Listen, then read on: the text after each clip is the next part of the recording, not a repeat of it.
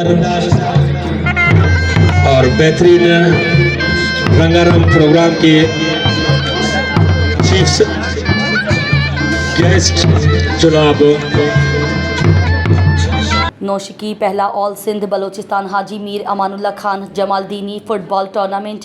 पहला ऑल सिंध बलोचिस्तान हाजी Mir Amanullah Jamaldini football tournament का इफ्तिताही match नौशिकी football stadium में डीएफए ज़ोब और डीएफए सोराब के दरमियान खेला गया। दिलचस्प मुकाबले के बाद डीएफए ज़ोब ने 1-0 से कामयाबी हासिल की। इफ्तिताही मैच के मेहमान खास डिप्टी कमिश्नर नौशिकी अमजद हुसैन सोमरो थे। मेहमान खास ने किक लगाकर टूर्नामेंट का इफ्तिताह कर लिया।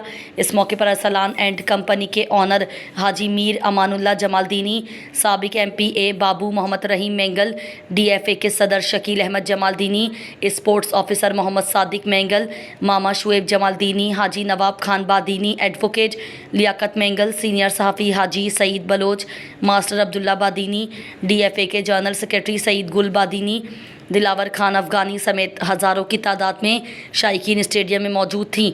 मेहमान खास डिप्टी कमिश्नर नौशिकी अमजद हुसैन सोमरो ने टूर्नामेंट कमेटी, खिलाड़ियों और दीगर ऑफिशियल्स के लिए नकद इनामात का ऐलान किया।